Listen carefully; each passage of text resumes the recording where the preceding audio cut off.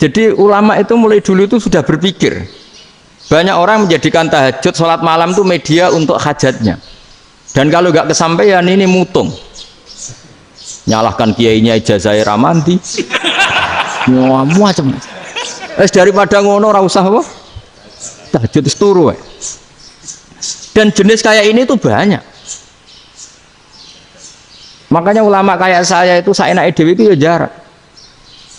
Saya sering didolani muhibbin terus bilang, Gus saya doakan gini-gini, saya mau nyalon bupati atau saya gini. Saya bilang, gak waduh orang dongo, nak ramandi darani ulama dongane ramandi. Nak mandi kamu jadi bupati tetap nganggep karena beli. Sopo sing ora roh bupati saya juga beli. Ribet kan? Ketika mereka jadi ngunsurkan doa kamu apa karena kemarin beli? Yang beli maksudnya nggak beli nggak usah tersinggung. Jadi ribet ngadepin. Nggak artinya gini loh, boyo doa itu jangan dipakai begitu loh. Kalau minta nasihat, tak nasihati jadi bupati yang baik, gubernur yang. Kalau minta doa itu resikonya. Akhirnya gigi kalau diminta doa ya doa, sebenarnya diisinya itu nggak doa kemenangan. Itu nggak selamat gitu. Karena ribet. Makanya Islam itu doa itu setelah iman. Aturan iman benar baru doa. Aturan iman benar termasuk Allah itu yaf'alu ma yasha, boleh melakukan yang dikehendaki. Allah nggak boleh terdikte oleh doa kita, nggak boleh. Ya saya ulang lagi ya, madzhab Hasan Asyadzili ini khas kita. Jadi la ilaha illallah itu didahulukan sebelum istighfar. Tapi kebalikannya madzhab Imam Sanusi itu dibalik. La ilaha illallah itu kalimat yang sakral. Karena yang sakral dibutuhkan muqaddimah, yaitu yang melafadzkan harus yang sudah bersih, yang sudah steril baru melafadzkan la ilaha illallah. Maka dalam madzhab Sanusiyah istighfar dulu baru la ilaha illallah. Nah, dalam madzhab Abul Hasan Asyadzili kebalikan, istighfar itu sah setelah sahnya tauhid. Kamu ikut mana tuh? Asyadzili apa Sanusiyah? Alhamdulillah sama-sama tidak paham ya sudah. Akhirnya sudah. Iya, nggak kemana-mana kan. Jadi apa ya? Terus ini saya teruskan ini biar khas pesantren atau khas NU lah, kalau bahasa Pak Rektor khas NU. Ini Ben sampean tahu beberapa perbedaan itu lazim, halaman 24. Ya, halaman 24 sama 25. Tak baca, ini masih orisinil. An Sufyan bin Uyainah, ini juga gurunya Imam Syafi'i. Kata Sufyan bin Uyainah, beliau cerita, kana Isa wa Yahya alaihi masalam ya'tiyanil qaryah. Fayas'alu Isa an syirari ahliha. Wa yas'alu Yahya an khiyari ahliha. Jadi Nabi Isa dan Nabi Yahya itu satu generasi, sama-sama masih muda.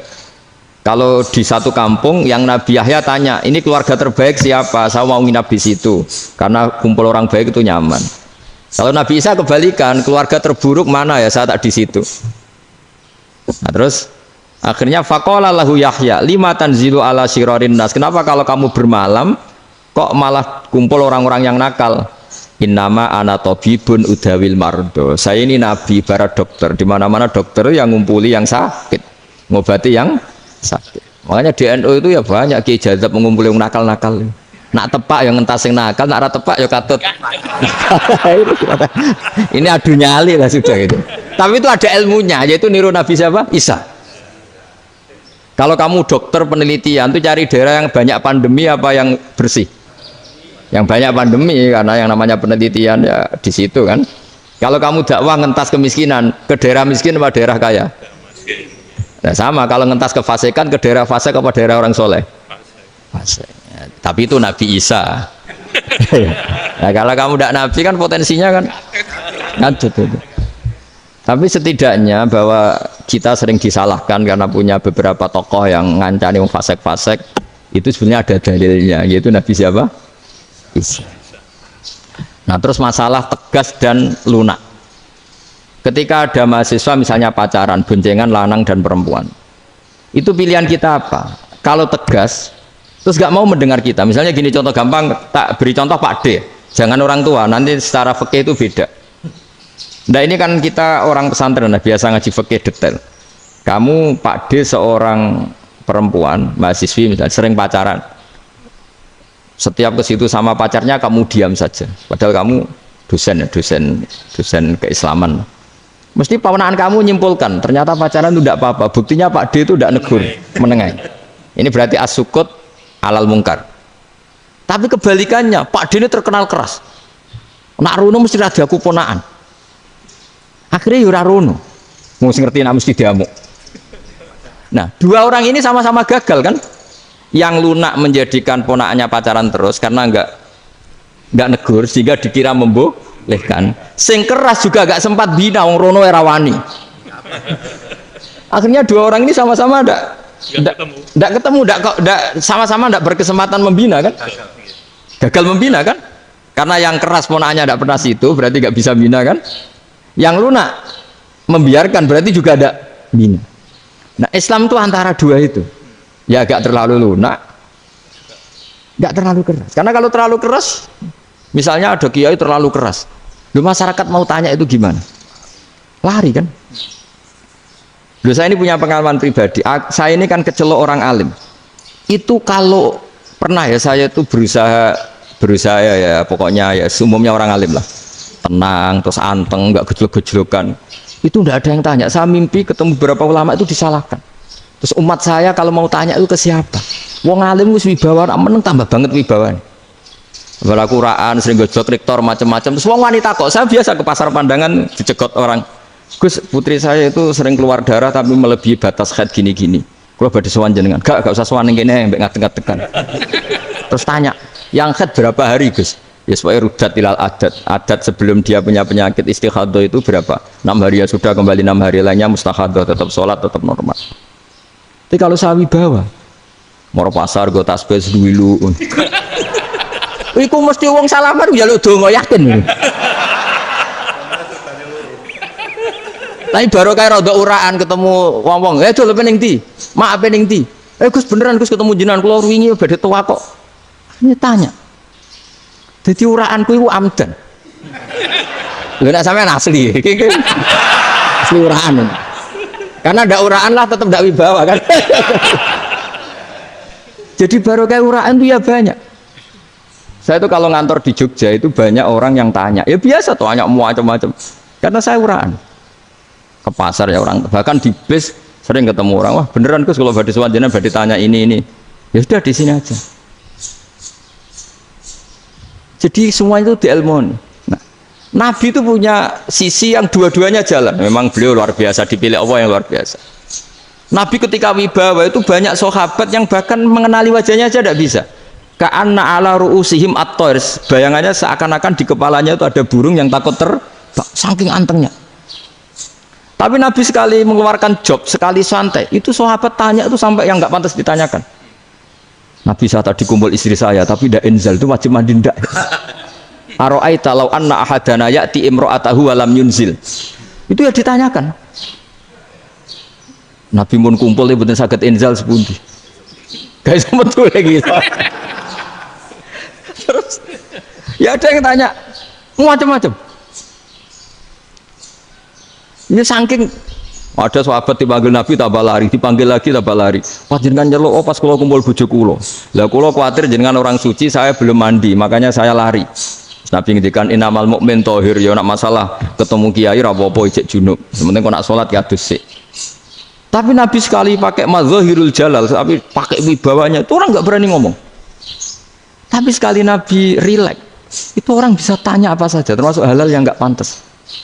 Loh, ada sahabat itu tanya lucu, tanya Maimunah. Maimunah itu ya cantik tapi sudah agak tua lah. Maimunah, ya umal mukminin, hukumnya ngambung bojo pas Ramadan ubi. Wah gak roh aku, gak tahu diambung kan Nabi pas Ramadan. Tanya Saudah, malah rara diambung kalau Saudah itu kan wis tua itu. Lucunya istrinya jawab, tanya Aisyah yang mungkin Nabi, iya yang mungkin tanya Aisyah. Itu yang usul ya istrinya Nabi Maimunah. Selalu Aisyah, tanya Mbak Aisyah. Ya Amirul ya umal mukminin gini-gini. Aisyah yang cantik masih perawan kan. Qabbalani Rasulullah bahwa oh Nabi biasa ngambung-ngambung pas Ramadan dan beliau tetap puasa. Akhirnya fakih ngarang kan wa takbil fi Ramadan wa tublah la tubtilu shauma ngambung ora. Iku udah biasa di sini. Ya nasi bojone ayu. Nah ini artinya seasik itu. Jadi garwane Nabi sing ngrasa rodok tuwa. Wah, aku ora tahu ya. Kok Aisyah serilek itu dulu itu maksudnya orang-orang Islam pertentangan itu maksudnya dia balik Semua ini bedanya orang pesantren sama orang kampus. Kalau orang kampus mau cerita agama itu rahmatan lil alamin, tapi nyontokno rileke ora iso. Agama itu rilek, tapi nyontokno rileke ora iso. Mergo ya rapati ngaji. Contohnya ora iso, dadi mau gawe kaidah kok Islam itu rahmatan. Jadi Nabi itu lah, Allah juga gitu.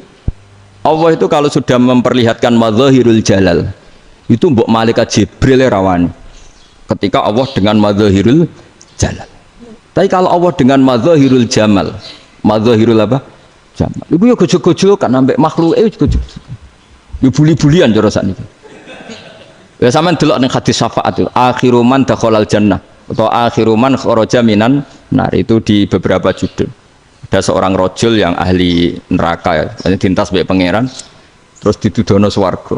Gusti, swarga sengiler tok ora wong wayu roh, wis wong ngiler tok. Ngerjaluk Gusti mosok roh tok ora oleh mlebu. Jarimu asal mlebu metu kon neraka ora jaluk-jaluk meneh. Sumpah lho ya, gak jaluk apa-apa meneh. Mboten Gusti. Sekali saya keluar dari neraka ndak akan minta apa-apa lagi. Wis. Wallahi, wallahi, la as'alu ghairah. Mesti ghairah khoslah, ghairah tilkal khoslah. Ya niku selain keluar dari neraka saya tidak akan minta lagi. Didono swarga wong do kelon seru wibet kan. Sing bojone elek kan dendam dadi ning swarga iku. Swarga wis macam-macam. Gusti mosok roh tok ora oleh mlebu. Jarine ra janji ra njaluk meneh. Akhire ya wis didelokno neraka. Jadi pangeran jawabe gampang, didelokno neraka. Roh neraka begitu menyakitkan, begitu ngeri. Sudah Gusti saya tidak minta surga, sementing nggak masuk neraka. Rabbana srif anna adzab jahannam. Setelah lama itu diadepno swarga nenjuk mlebu swarga, terus diadepno neraka. Akhirnya ya sudah. Saiki mlebu swarga gak apa-apa. Iku jawabe lucu. Atas taziu binjenengan ngenyek kula. Mung karuan ra ahli swarga kok mlebu swarga. Terus akhirnya mlebu swarga, kan mlebu swarga tamanna, sangen-angen sing mbok jaluk apa?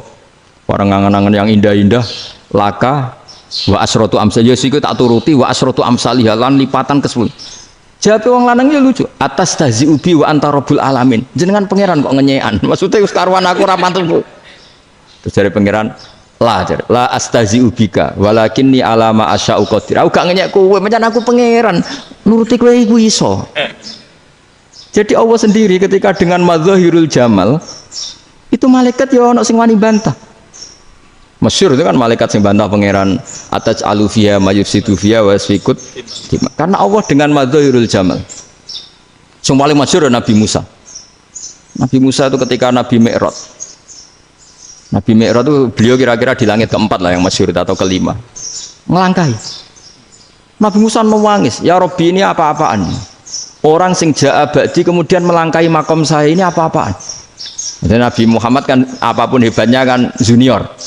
Kok melangkahi makom saya ini apa-apaan? Enggak fair. Sampai Nabi Muhammad itu tanya gini sama Jibril. Reaksi Allah gimana ketika melihat Musa seperti itu? Jawab malaikat Jibril lucu. Ya roh khiddatahu. Allah sapal gayane Musa. Biar. Jadi lucu. Ya dibiarin aja sama Allah. Tapi yang jenenge Nabi Musa itu kekasihnya Allah. Tetap berkah bagi kita. Betul. Ketika setelah Mi'raj diwajibkan sholat 50, gentena Nabi Musa kelihatan nabinya. Sebenarnya Nabi Musa itu sebetulnya loh, gak nguntungkan kita sebetulnya. Tapi yang nguntungkan, sebenarnya tidak niat nguntungkan kita, tapi nguntungkan.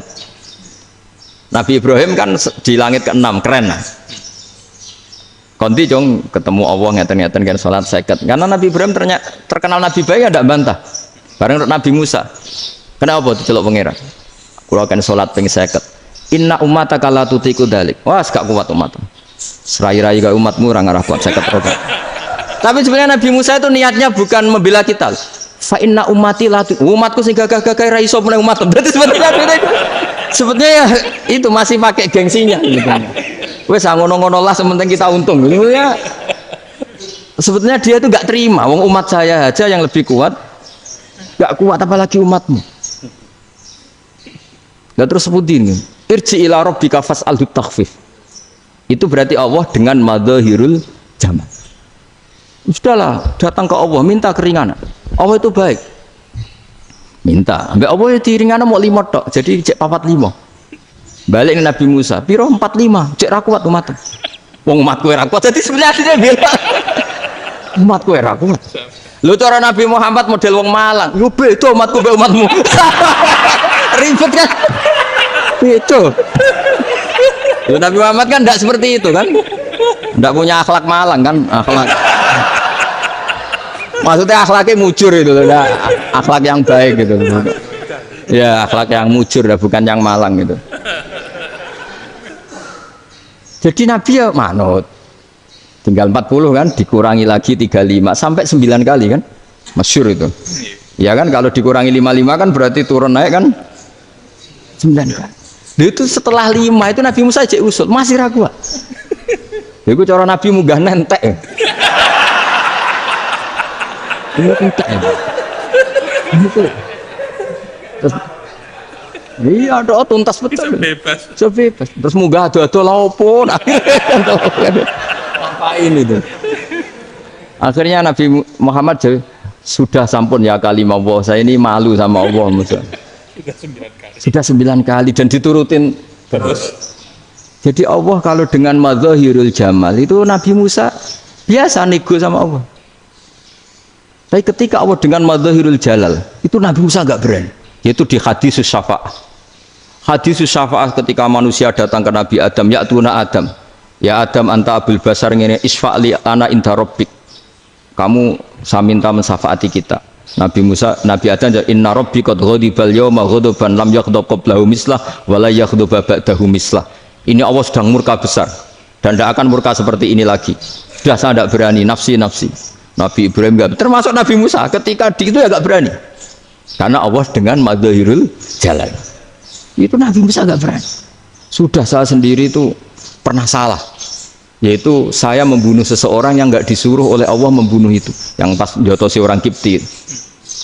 Akhirnya datang ke Nabi Muhammad. Pas ke Nabi Muhammad, Allah dengan madzahirul jamal. Dengan madzahirul jamal sampai Kanjeng Nabi ngendikan analah saya akan memintakan syafaat kalian. Terus fa ahmadu rabbi bima hamida allamani ha rabbi. Saya muji Allah dengan pujian-pujian yang orang lain tidak tahu, hanya saya yang diajari, kata Rasulullah. Ya di sini menurut banyak ulama termasuk kitab yang saya baca, kenapa Muhammad sebagian namanya Ahmadu? Itu dari af'al tafdil fa Muhammadun ahmadu min ghairihi. Muhammad Rasulullah itu kalau muji Allah di atas cara mujinya Nabi yang lain. Jadi Ahmadu bukan dari fi'il mudhari' lil mutakallim tapi dari af'al apa? Tafdil. Fa Muhammadun ahmadu min ghairihi. Bahwa Kanjeng Nabi Muhammad sallallahu alaihi wasallam itu cara mujinya Allah di atas pujian para nabi. Makanya di sini Sayyid Ali Zainal Abidin kalau muji hamdal hamidin wa fauqa hamdil hamidin. Jadi pujian saya ini di atas rata-rata cara mereka apa? Memuji. Yaitu sirinya apa? Nabi itu tahu bahwa akhirat tidak bisa batasi Allah. Kamu tidak bisa nyemprit Allah. Allah, ini akhirat loh. Amal sudah tidak manfaat. Ingat itu. Tidak bisa seperti itu. Allah itu nggak bisa tunduk sama konstitusi yang bernama akhirat. Artinya Allah meskipun di akhirat tetap duwe hak yaf'alu ma yasa atau yaf'alu ma yurid. Nggak bisa kamu terus wah ini akhirat amal ra iso dikirim wong mati, amal ra iso dikirim. Ya pangeran kok mbok atur. Kalau kita yang mengirimkan tidak bisa, tapi kalau Allah tetap bisa. Makanya ada kiai mengatakan kodok qadar ra iso dirubah, itu kamu. Makanya ada seorang kiai ditanya, kodok qadar ra iso dirubah sekali dicatat selesai. Jadi kiai tadi, tapi nak Allah iso. Dalile apa yang huwa ma yasha wa yusbit. Nak Allah ya iso, sing ra iso kan kita. Nah, Nabi itu tahu betul meskipun akhirat itu Allah masih bisa dinego saking baiknya. Akhirnya Nabi sujud, masyhur itu terus, ya Muhammad irfa' ra'sak wasal tuqa wasa'tu safa. Semat sirahmu angkat, kuwi apa tak turuti. Terus semenjak itu Nabi minta apa? Syafaat. Artinya apa? Ketika Nabi lain berpikir bahwa akhirat ini membatasi amal karena sudah Nabi tahu betul kalau Allah tetap Allah yang enggak terbatas kekuasaannya, enggak terbatas rahmatnya juga saat di akhir. Makanya disebut fa Muhammadun ahmadu min ghairihi. Makanya wa mubasysyiran bi rasuli ya'ti mim ba'di ismuhu Ahmad.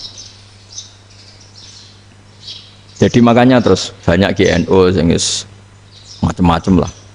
Sing potongane wedi terus hati. Itu berarti makome Madzahirul Jalal. Ana sing amen guyon nek makome Madzahirul Jamal. Ana sing ra jelas ngene iki, sing ra jelas. Nak guyu buanter kok nangis yo buanter. Jebule urusan utang. Lah ini sudah yang udah. Jadi makanya yang rileks saja. Sebenarnya agama ini santai, rileks karena agama ini harus bifarohin wasururin. Enggak boleh agama ini dibawa dengan kekerasan, dengan antisosial. Karena agama ini harus kul bi fadlillah fi rahmati fa bidzalika falyafrah, harus senang, harus rileks. Makanya saya jadi kiai itu senang takutnya gini. Sekali saya tidak senang jadi presiden buruk. Ternyata jadi wong alim ora enak. Itu contohnya. Sampai merengut terus uripe susah. Nanti orang tidak berani jadi orang alim. Makanya saya buktikan bahwa saya lebih bahagia dibanding rektor. Nanti orang ingin jadi rektor semua, ingin jadi orang alim. Saya pernah ketemu sekian rektor di Jogja, tanya, Gus, kenapa jenengan bela-belain pesantren sampai segitu? Kan keren kampus NU, sekarang ada Unisma, ada NU Jogja, ada NU Jepara gini. Terus tak bilangin gini, sampai rektornya itu istighfar kan? Saya bilangin gini, ini sekaligus tak kasih tahu ini rektor Unisma ini. Tak bilangin gini, andai kan tidak ada kiai kayak saya itu Islam bisa tutup. Katanya. Kok bisa Gus? Misalnya ada perempuan haid faqal adat. Itu kalau untuk tahu hukumnya haid daftar dulu ke Unisma. Daftar dulu kan? Setelah daftar nunggu pelajaran haid. Baru tahu haid setelah 3 tahun dari masalahnya ini. Tapi baru kayak kiai ketemu saya di jalan, Gus anak kula nu haid ngeten-ngeten mboten normal hukumnya piye? Oh, hukumnya ngene dibalekno ning adat. Ora usah registrasi, ora usah daftar. Jadi ya harus ada istighfarnya lah. Unisma juga harus istighfar, semuanya harus istighfar. Karena ada sisi yang nggak mewakili kebutuhan Islam. Tapi saya sebagai kiai juga istighfar. Karena fakta hukum mengatakan yang boleh jadi KUA yang jabat, yang boleh kemenak yang punya gelar. Dan ini yang mengawal Islam secara undang-undang karena mereka yang bikin. Nah, karena kiai tidak punya gelar tidak bisa jabat di situ. Saya juga istighfar. Jadi tidak sampai untuk yang istighfar. Karena yang kebutuhan ini terwakili yang punya gelar. Tapi yang punya gelar juga harus istighfar tadi. Mosok kepen roh hukum haid ngenteni kuliah se. Ngentek itu aja nanti nunggu guru yang pas mata pelajaran itu. Terus kapan dia ini sholatnya? Jawabannya belum ketemu. Tapi baru kayak saya kan ketemu di jalan tanya. Gus saya sering ketemu. Gus saya ini bapak angkat. Mau nikahkan putri saya itu gimana itu? Kalau cerita wali sebenarnya anak saya sok. Kalau nggak cerita nggak sah karena saya bapak angkat. Itu banyak. Hanya tak akali ya sudah wali yang sebenarnya taukil pada hakim tanpa diketahui tapi hakikatnya itu taukil hakim. Itu kan tidak gampang. Dan tapi kalau tanyanya di kampus registrasi dulu, daftar dulu, baru tahun berapa ada pelajaran itu? Semester 5 baru tak. Iya kan?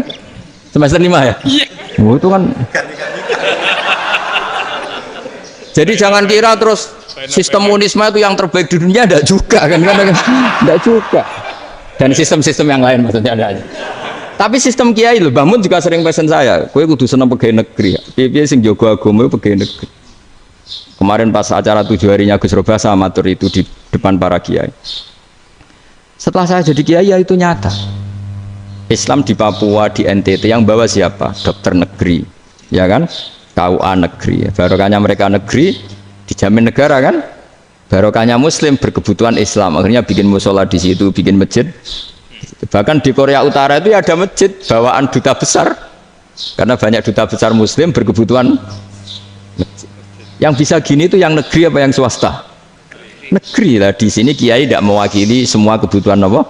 Islam. Tapi kampus juga enggak, kampus Islam sekalipun tidak memenuhi semua kebutuhan Islam tadi. Masa orang tanya kan nunggu semester berapa tadi? Semester 5 masih daftar dulu. Nunggu pelajaran itu. Payahnya pas ketemu dosennya, saya tidak pernah ribet kan? Dosennya cowok gitu kan.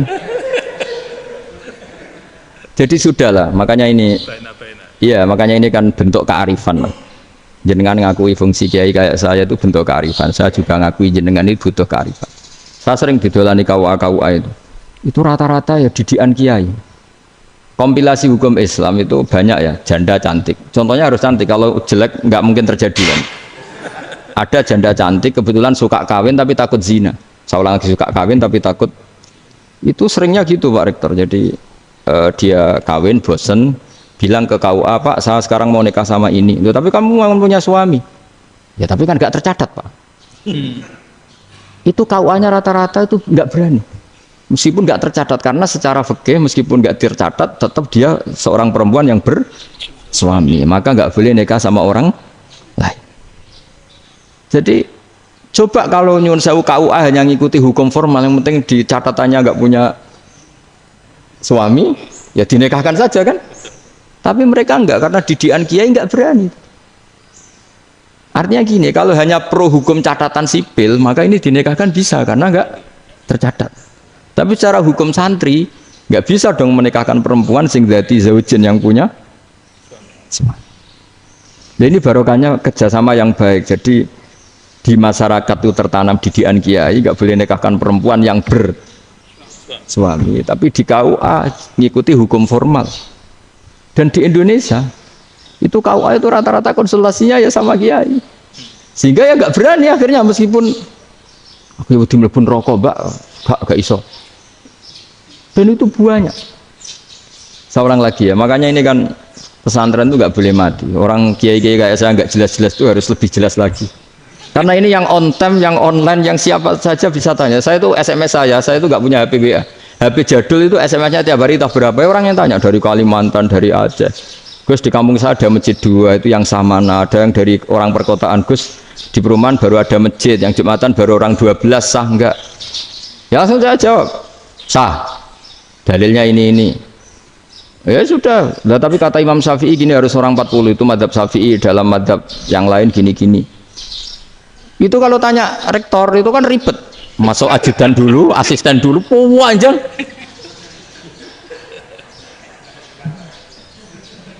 Wah itu kan ribet kan? Manggil dosen dekan VAI, dipanggil dekan VAI nggak mau langsung jawab, cari dosen yang nekuni itu. Usul fikih saya nekuni itu baru seminar, nunggu dulu mbak, ini orangnya baru. Panjang kan? Bisa tutup Islam kalau kesuwen. Coba kalau tanya kiai kan nggak ketemu di jalan. Dulu Mbah Zubair kata Mbah Mun, saya termasuk santri yang diapresiasi Mbah Mun. Bisa Mbah Zubair yang ngono, anak nong takok pesuan gak oleh, gak takok neng kene. Jangan biasa ditanya orang ngadeg-adegan. Ya alhamdulillah ilmunya cukup, kalau gak cukup ya kok sih. Jadi sebetulnya orang sopan itu ya agak-agak ada yang ditutupi sebetulnya. Buatan prayogi teng dalan nginjang mawon matur. Ya, sebetulnya ya sebenarnya memang ilmunya agak cukup gitu. Tapi itu sebenarnya secara fikih itu haram, menunda itu haram. Ya haram tuh, coba bayangkan ya, kalau tanyanya sekarang, Gus saya ini sudah keluar darah 1 bulan penuh, padahal normalnya hanya 6 hari. Saya nanti sholat enggak? Kalau nginjang mawon dugi kula, berarti kan hari ini belum ada keputusan. Sholat apa enggak kan? Tapi karena modus tadi, buatan prayogi ngendikan ngeteng-teng dalan nginjang tegen kula. Itu kemungkinannya 2, sopan atau goblok, itu saja. Kayaknya kalau sopan enggak lah. Kayaknya enggak lah kata saya. Karena secara fikih itu jelas haram. Bagaimana mungkin sesuatu yang harus dipraktekkan nanti duhur dijawab besok, berarti duhur, asar sampai subuh belum ada jawaban, berarti nggak ada sholat kan? Ya, makanya dibutuhkan orang-orang alim yang kultural seperti ini, dan NU menghormati kultural. Tapi Mbah Mun juga sangat menghormati Islam formal, karena tadi produk-produk formal itu bisa dilembagakan oleh negara, dan itu kita ikut untung gitu. Makanya Mbah Mun itu kalau punya tamu KUA, punya tamu polisi sampai pejabat itu. Kenapa saya contohkan KUA? Supaya jangan kira seperti pendapat orang-orang hasud, wah ya mesti aja disolani presiden seneng, menteri seneng. Enggak juga, sebenarnya semua kiai itu mulai KUA sampai polisi, polsek, polres itu seneng semua, karena sama-sama diajak mengawal bangsa ini, diajak mengayomi semua masyarakat. Tapi kadang-kadang masyarakat ngeritiknya, jenis kiai disolani menteri ya seneng, presiden, berarti yang soal kiai itu yang mulai KUA, kapolsek, kepala desa, RT, mudin. Itu mudin kalau tanya ya lucu-lucu. Gus kalau nate nyembelih pitik kemanian, pitik gue gede man. Akhirnya Gus ngerti nak kemanian langsung tak sebelah pendek. Terusannya gue sah tau. Ribet. Ya tak jawab, lah pitih masih gue urip to ora. Terus urip Gus, wis sah cara madzhab Malik kerja urip. Karena itu ada perdebatan antara madzhab Malik dan madzhab Syafi'i. Nah, cara Imam Syafi'i itu agak ketat. Hewan yang punya kehidupan sudah muttoribah, misalnya ayam jago, contohnya harus jago, karena kalau ayam kecil diikhlaskan haram. Jadi, yang cilik wae kan gitu. Fikih itu ya, fikihnya orang Indonesia itu pecundang. Kalau ayam kecil nggak ditanyakan, mate ra wis. Kalau jago ditabrak truk kejet-kejet. Andai kan nggak disembelih pun mesti mati. Itu cara madzhab Syafi'i itu haram. Karena penyembelihan ini tidak menjadi penyebab kematian, tapi memang karena kecelakaan tadi. Ini cara madzhab Imam Malik enggak. Andai kan nggak disembelih, matinya kan 2 menit lagi atau 1 menit lagi. Andai kan nggak disembelih, berarti mati sekarang itu bawaan pisau apa bawaan kecelakaan? Ya sudah halal gitu caranya. Nah akhirnya ya saya bilang ya sudahlah kita semuanya mati. Jadi cara debat, cara Imam Syafi'i enggak, cara berpikir itu sudah tidak kehidupan yang normal, yang dimana-mana penyembelihan itu mematikan yang hidup normal. Jadi agak ketat. Sehingga dalam contoh kemanian, kalau dalam bahasa Jawa nyembelih agak sempurna terus pesonya jatuh atau apa itu, kalau pakai madzhab Syafi'i agak kesulitan. Jadi kalau madzhab Malik asal diselesaikan secara fauron, dan juga sebagian madzhab Syafi'i itu halal. Nah orang mesti tanya gitu, Gus, wedhusku tabrak truk, eman Gus kejet-kejet. Nak pitik cilik ra ditakok.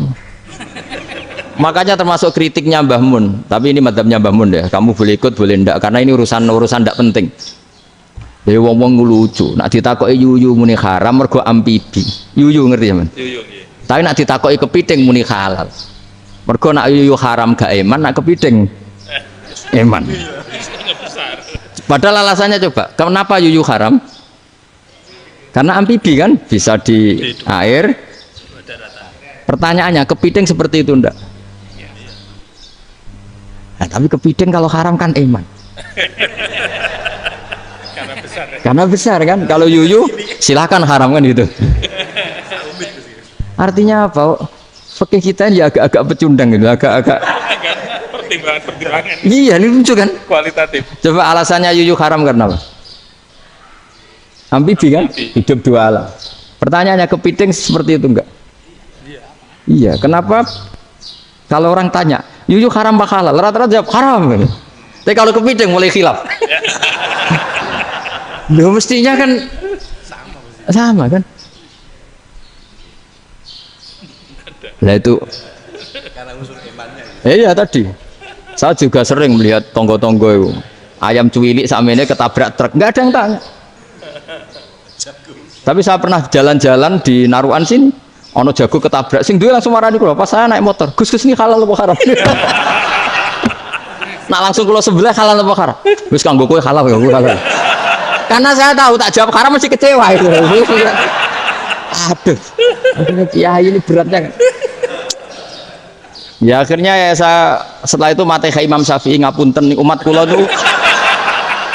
nu rahasia madzhab jenengan tuh ndak siap. Iya kan akhirnya pakai madzhabnya Imam Malik tadi.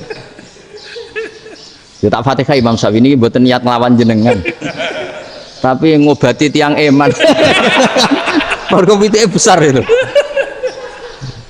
Jadi ini kan ceritanya itu, makanya yang rileks saja lah, bahwa Islam ini yang rileks, yang menyenangkan, karena ya agama ini harus menyenangkan.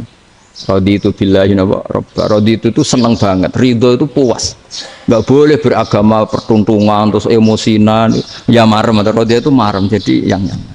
Ya saya kira demikian. Assalamualaikum warahmatullahi wabarakatuh.